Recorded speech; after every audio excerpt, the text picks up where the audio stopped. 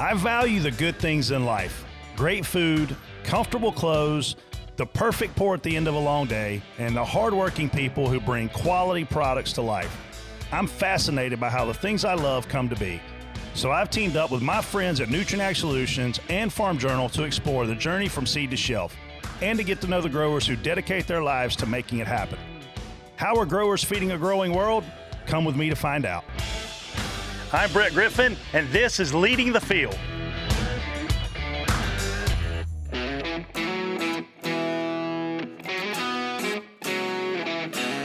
I've made it to Clewiston, Florida to get the lowdown on sugarcane.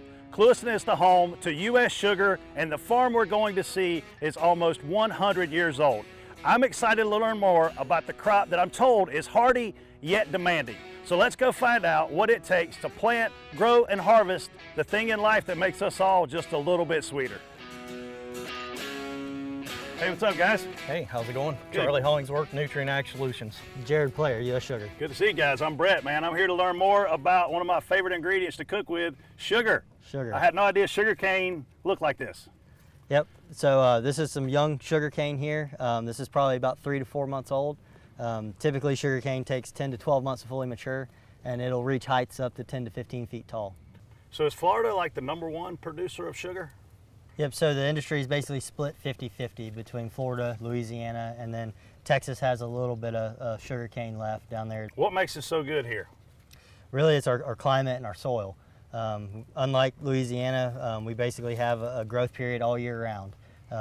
We typically see maybe one freeze a year, and it's a very short-lived freeze, but our rainfall and our temperature really makes it an ideal climate to grow sugarcane. What do you do to plant sugarcane?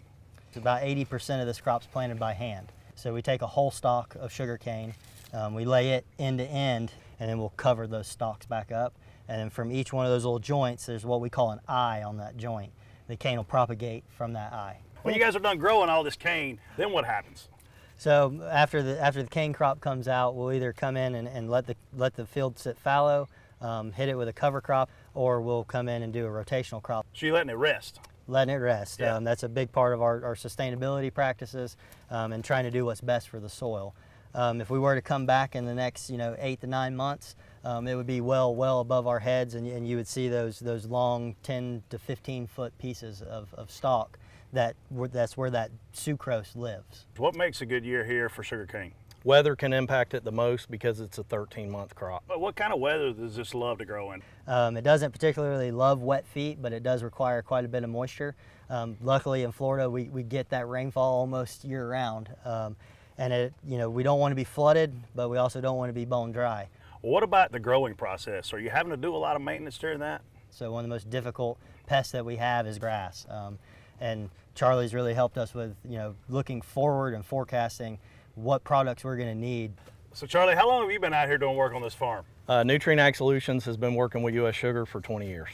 So what does Nutrien Ag Solutions do, Charlie, to support a farm of this magnitude?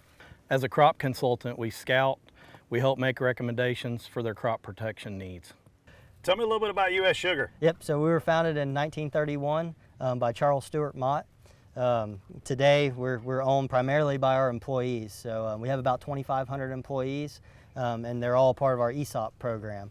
So our primary shareholder is our employees.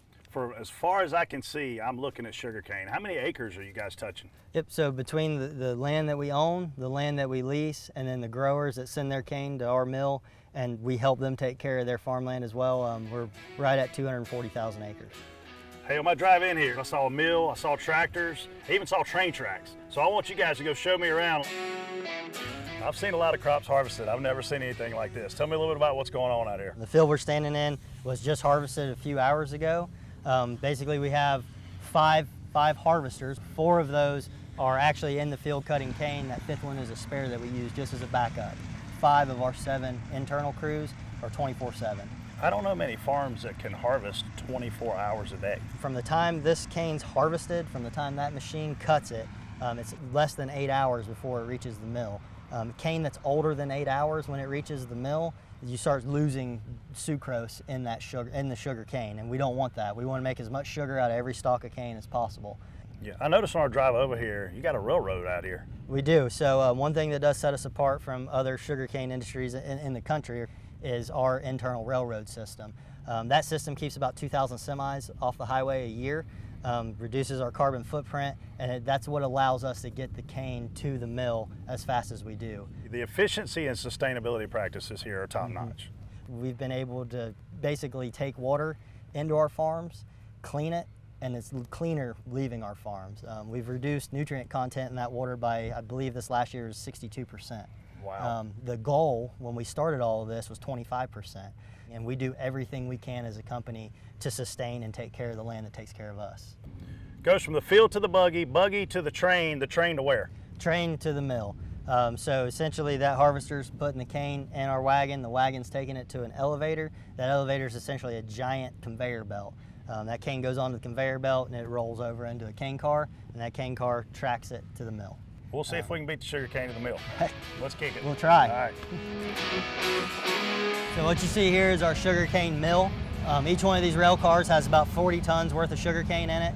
That sugarcane through a series of conveyor belts will make itself into the crushing and shredding process, where we're extracting that juice from the fiber inside that stalk of cane. We take that juice and extract and crystallize the sucrose that's in that juice.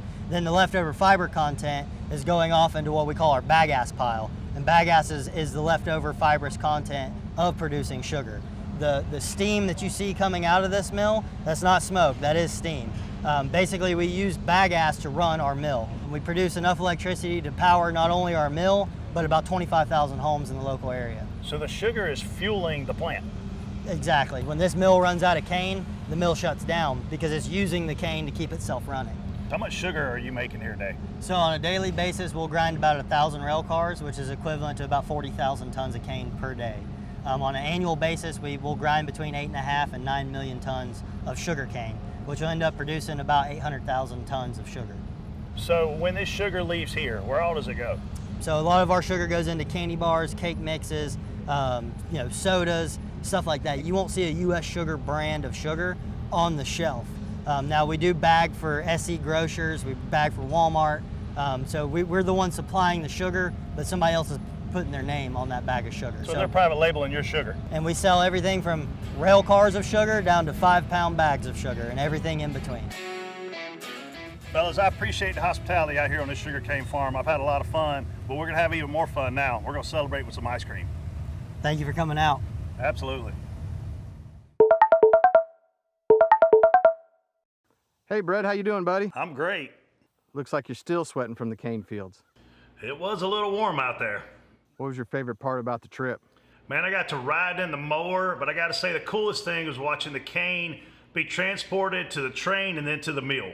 Sounds like you learned a lot. You're gonna love where I'm sending you next. Man, I can't wait. It's great to recognize the efficiency involved in turning this tough and hardy plant into the sugar that makes our treats so sweet and delicious. We'll head north in our next episode to upstate New York, where a 12th generation farmer is producing enough onions to make us all cry. See you there, and keep on leading the field.